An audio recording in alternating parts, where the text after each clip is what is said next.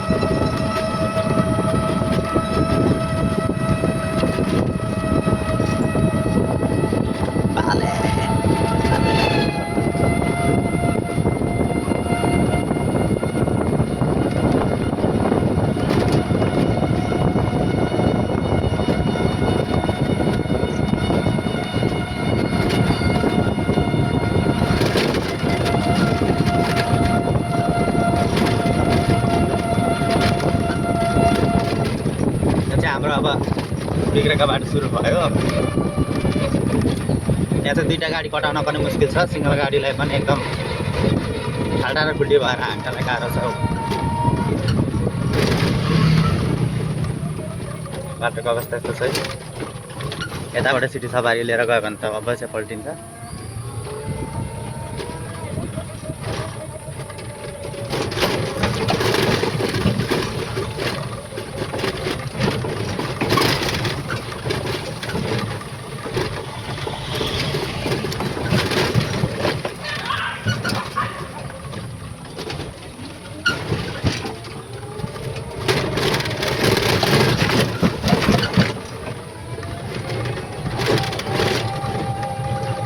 एक हातले सिटी हाँक्न पनि गाह्रै छ।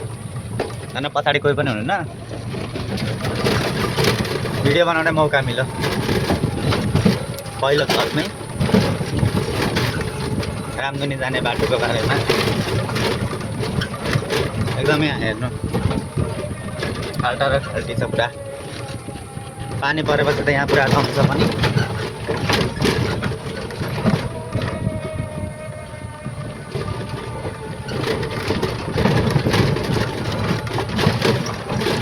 लगभग 1.5 किलोमिटर जति चाहिँ बाटो अलिक बिग्रेको छ। यतैबाट भत्किने उतैबाट भत्किने यस्तै भत्किएको छ। 40 फिटसम्मको डबल ट्रिपल लेन बाटो भएदेखि चाहिँ राम्रो हुन्थ्यो। यहाँ आउने सम्पूर्ण दर्शक श्रोताहरूलाई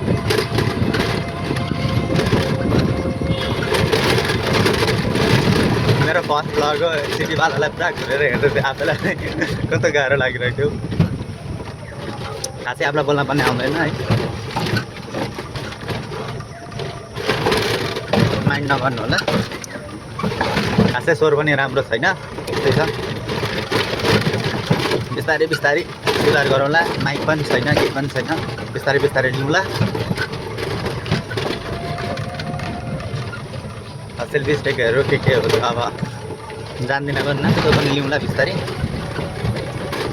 अहिले चाहिँ अब जेपिटी रूपमा बनाएको।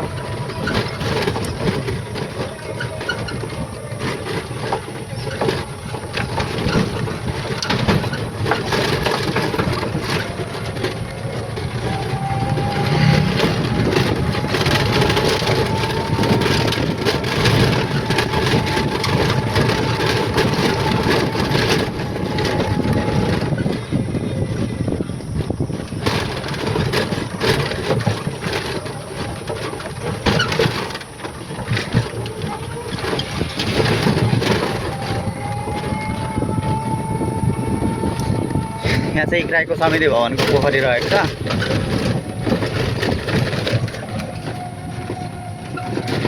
माटो निकालेर पोखरी बनाएको। अनि यो चाहिँ इक्राईको फिल्ड, यो बिरुवा घारीदेखि अगाडि उहाँ काठहरू इक्राई वन समितिको पारेको काठका टुक्राहरू। यो इक्राई भवन वन समिति, यतातिर फिल्ड। यो माझीटोलतिर जाने बाटो। माझीटोल हुँदै चक्रघटी पनि जान्छ त्यो बाटो।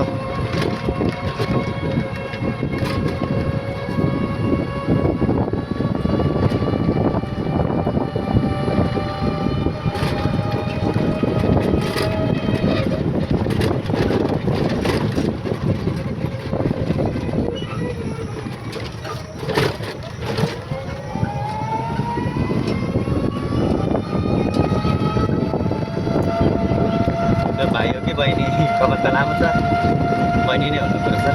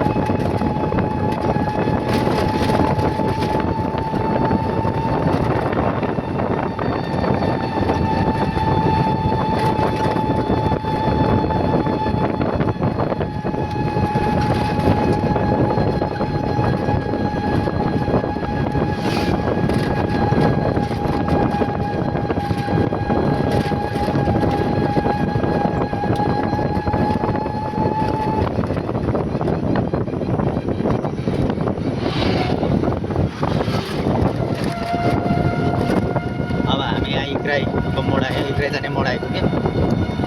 जस यो बाटो पिच भएदेखि सजिलैसँगले छिटो पुगिने थियो। बाटो पिच नभएर 4 किलोमिटरको बाटो हिँड्नलाई पनि 12-15 मिनट लाग्छ, 14-15 मिनट लाग्ला।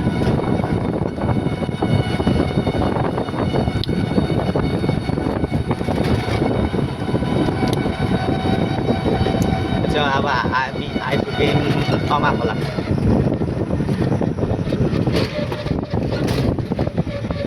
बर्सातको बेलामा यहाँ ठुलो आउँछ पानी।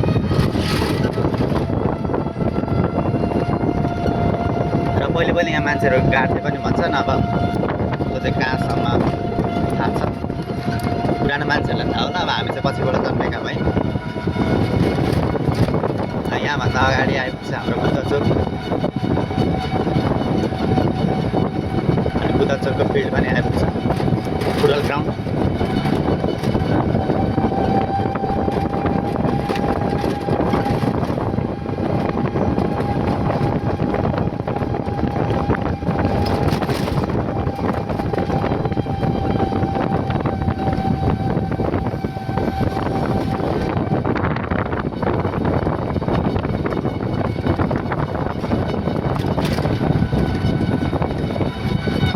चोक फिल्ड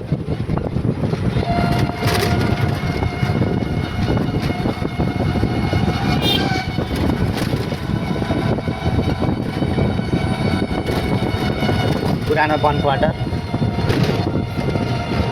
यहाँ हाम्रो दिदीहरूले पनि नाच्नु भएको याद छ होला सानसानोमा।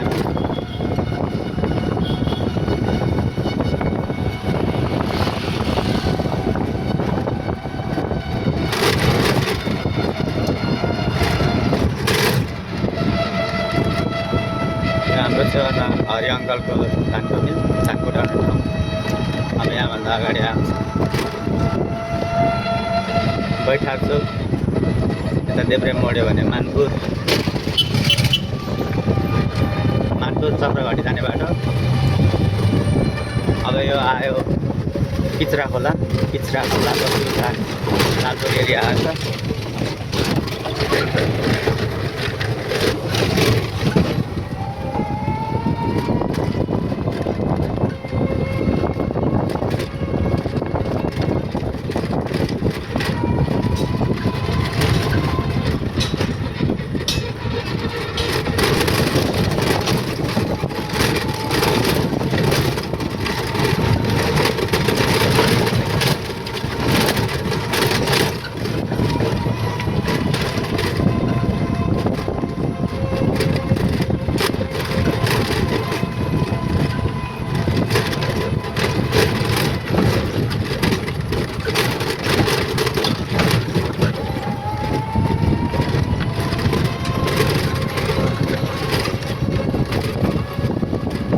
हाम्रो स्कुलको अगाडि त्यहाँ हामीले गरेको स्कुलको खेत वा ट्र्याक्टर लगाउनुहुँदैछ। यो स्कुलको नहर भयो।